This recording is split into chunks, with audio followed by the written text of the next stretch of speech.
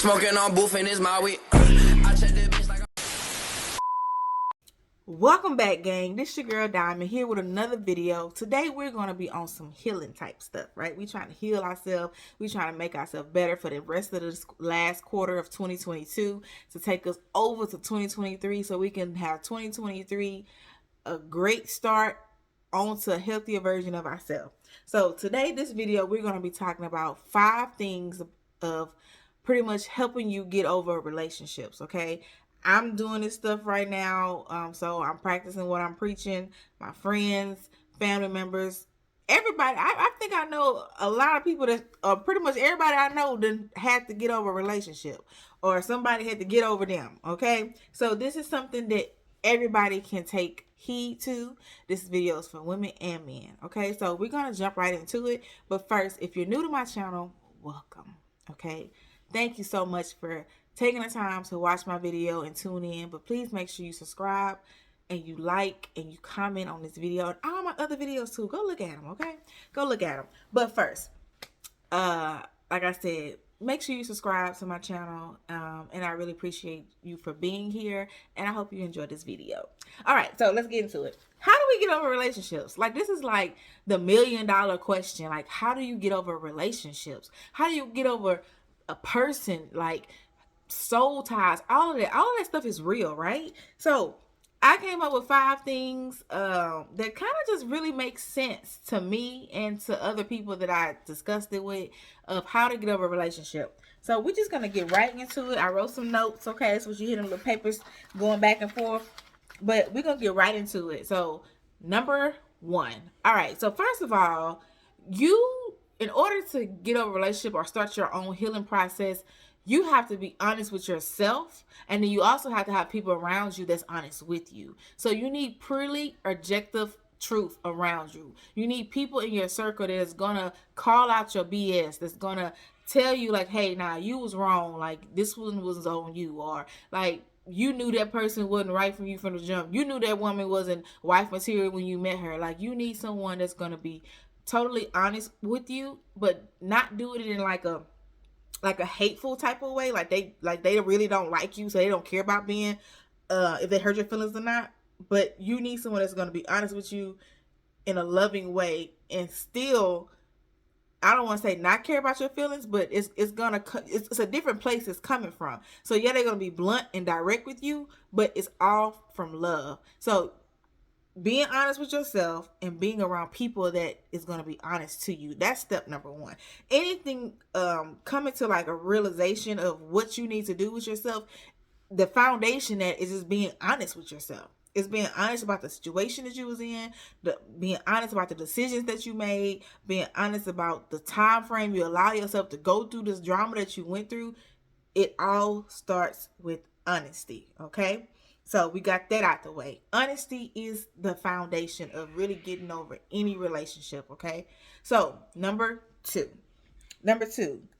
we have to grieve the disappointment of not necessarily the person, but we have to grieve the disappointment of the situation, because we all, and I have been guilty of that, we all have created an image in our mind of how we want this relationship to go, how we see this person, the potential of this person that they might not even never become. So we have to be able to grieve the disappointment of our fairy tale didn't come true. Our happily after with the white picket fence and the dog in the yard did not come true, and it's okay. So we have to accept that part, which can be a very difficult part to even get to be like, man, like I put my all in that relationship. I changed me for that relationship. I gave up other things for that relationship. That's the part we have to grieve. That's like for me, the most hurtful part, because you think and you replay things back in your mind of how things went, what that person said, how you reacted. If they just, you tell yourself, if they just would have done this, we would have been this, and we would have been fine. But it don't work like that. So once we grieve the disappointment, like I said, not of the person, but of just the whole entire situation, we got to give it a funeral. Right? And what I mean by give it a funeral, like when somebody passes, And this is also part of a healing stage because we mentally accept it. So when somebody passes, they die, we go through our emotions of them, the situation of them passing, and then we give them a funeral because now we mentally know, like, hey, they're gone. They're not coming back. So let me give you a funeral. Same thing with healing from a relationship. We have to grieve the disappointment, and we mentally have to prepare ourselves for the acceptance. I can't say the word. We mentally have to prepare ourselves to give that situation a funeral, to know and tell ourselves mentally that it's not coming back. And then you also have to be able to ground yourself in dignity. And when I mean ground yourself in dignity, like, you have to be able to tell yourself, like, you can't keep going back and forth through your healing process. You can't say that you're done, or that person told you they don't want you and you steady trying to find ways to see them, or you steady trying to go back and see what maybe this time. No, we have to ground ourselves in our dignity. We have to give that situation a funeral. We have to mentally prepare ourselves and say, hey, they're gone. And then once we get through the funeral part, now it's time to what? What do we do after we go to the funeral when somebody passes? We have to bury him. Now, when we bury him, you just automatically know, like, it ain't coming back. They ain't coming back. This situation is not coming back. So we grieve, we have the funeral, and now it's time to bury it. We got to bury it. And that's when we really got to ground ourselves in our dignity. We can't sit there and keep going back and forth with this individual if it's not working. We can't sit there and keep replaying thoughts in our head because to be honest, your mind can work against you during this process of you grieving, of you taking it to the funeral, of you burying it. Your mind will sit there and play mind games with you, and you have to pretty much have conversations with yourself of why you're burying it, or accept the fact why this person left you. So grieve it, funeral, bury it. When you bury it, it's a done deal. It is not coming from out the grave. We're not having a Walking Dead moment. It's over, right? After we bury it, number three, we have to create our own closure. Because after we bury it, number three, we have to create our own closure. Because sometimes, I'm going to say 60% of the time, that person that hurt you is not going to tell you that they're sorry and be genuine about it. They're not going to be like, you know what, I really hurt that woman. Oh, I really hurt that man. Let me go apologize and make sure that they're healed from my wrongdoings to them. They're not going to do that. So now you're sitting here and you're sad and you're depressed and you're beating yourself up about why something didn't work because you don't have the proper closure that you need from somebody else. And I'm guilty of doing that as well. But I have to tell myself, why would I expect this person to give me what I need to heal myself when they didn't give me what I needed when we was in a relationship? They lied to me when we were in a relationship. So what makes them, so now that we're not together, it's going to make them be truthful to me, to tell me, hey, that it was really me and it wasn't you? No, I'm not even going to give them the satisfaction of knowing that I'm still feeling some kind of way about them, even though we're not together. Because now I have to take my feelings and I have to heal myself. I have to heal myself, and I have to accept the fact that I might never hear I'm sorry. I might never see their karma that happened to them for them doing something to me. I might never witness that. So I have to be okay with healing myself, just like you have to be okay with healing yourself and getting the closure from within and grounding yourself once again in your dignity to not go back and forth and reopen wounds that this person couldn't even help you with when y'all was together. Okay? Number 4. Now that, let's recap. We have to be around, we have to accept the truth. Be honest with ourselves. Be around people that's going to also be honest with us. We have to grieve the disappointment. Once we grieve the disappointment, we got to have the funeral for it. Once we have the funeral for it, now we got to bury it. And then once we bury it, now we have to create our own closure. Same thing we have to do when people pass it. It's just easier to do when people passes because now we mentally know that this person is gone versus trying to accept the fact that something is over when this person is still alive.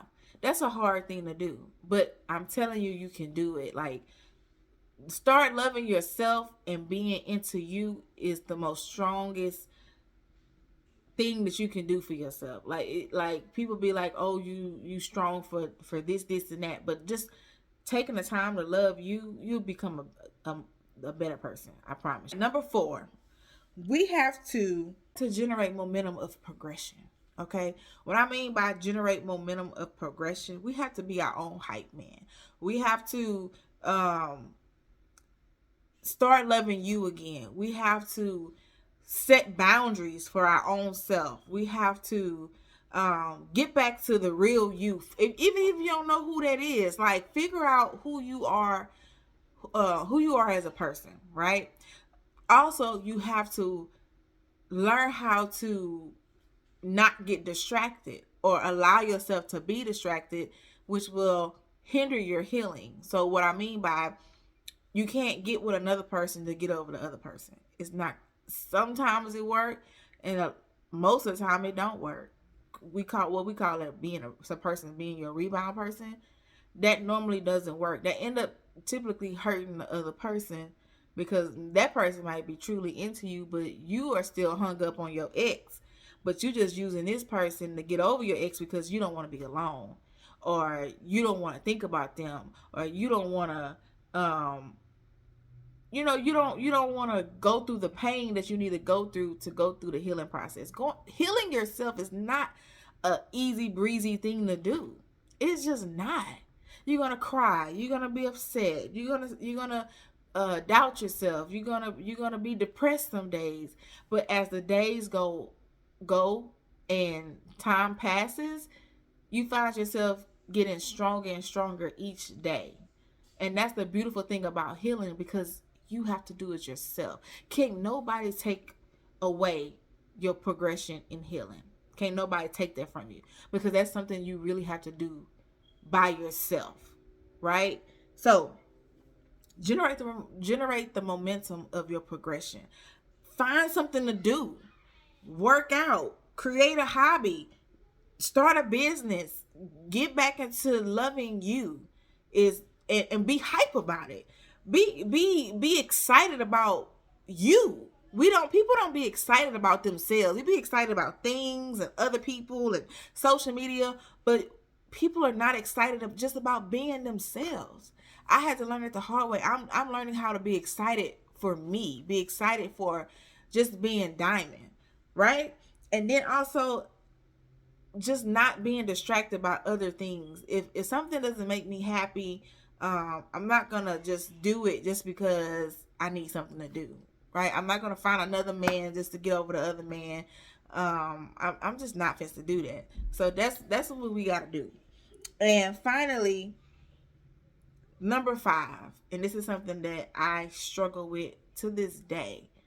Number 5, calm down and wait on God. It's just as simple as that. Calm down and wait on God. I have a spirit of anxiousness, of and I battle with it because I want things now. Like, especially this generation, even though I was born in the 80s, as time moves on, you start adapting to how time changes. And the way times are now, everything is so like reachable. Like, you can have it now. You can 5 minutes or less, fast food. Like, people are not waiting for things no more. Like, it's so, everything's at your fingertips. Love, dating, so fashion, like, everything's at your fingertips now, and nobody is waiting for nothing. People are jumping in relationships quick. Nobody's going through the actual proper phases of being in a relationship. There's first of all, friends first, right? It's friends first, then there's dating, and then there's courting, and then there's actual a relationship, and then there's marriage. Nobody's doing no step no more. People, you meet somebody today, before you know it, y'all in a whole blown relationship. They done moved in with you, but you don't even know how this man is when he get mad, or you don't even know how this woman is when she's on her cycle. If she got an attitude, is she will she like you or not during that week or whatever. Like, we gotta slow down and we gotta wait on God. I don't know if you believe in God, but I definitely believe in God, and God will deliver your person when He knows that you're ready to even accept them. So we pray for things that we're not even ready for. We think we're ready, but we're not even ready for it. And God knows that we're not ready for it, so He don't give it to us. Sometimes no answer from God is an answer from God. And we sit here and we be like, God win, God win, God win. And because He's not responding, that's an answer. So that means that you're not ready. You're not ready for what He has in store for you. So we have to take a step back and sometimes take ourselves back to the basics. Back to the basics of us, and figure out where we went wrong. We done missed the block somewhere. We forgot to lay something down somewhere. We forgot to screw in a screw somewhere. So we have to go back and peel back those layers to figure out, hey, where did I go wrong with me? And when we do that and we figure that out, then we can properly fix the situation and then rebuild on top of that with a stronger foundation. So we're gonna recap these 5 things that help you get over a relationship. Number 1, honesty, truthfulness. You have to be able to accept the hard, cold truth about the relationship, the situation, the other person, and yourself. Okay? Number 2, we have to grieve the disappointment. And when you grieve the disappointment, we have to give that disappointment a funeral. And once we give that disappointment a funeral, we have to also bury that disappointment. And once you do that, ain't no coming back. And that's when number 3 comes in, where we have to give ourselves closure. Because we can't go back and ask the person that hurt us because we done buried it. Ain't no coming back. Ain't no re-asking and re-calling and re-having conversations over again. It's a done deal. It's buried now. So we have to give ourselves the closure that we didn't get from them. Number 4, we have to generate momentum of progression. Be our own hype person. Be focused on solely just yourself. If you got kids, your family, like, get your money up. I don't care what nobody say. They say money is the root of all evil. But baby, let me tell you something. You need money to do basic things. If I was homeless on the street, I would need some dollars to get something to eat or something. The homeless person needs some type of money. Everybody needs money. Some might be okay with having a little bit. Some might be okay with having a lot. But at the end of the day, if you can't do nothing else, you can just focus on getting your money. Money make everybody happy. I know it made me happy. So, and then number 5, just calm down. Stop being so anxious. Stop being so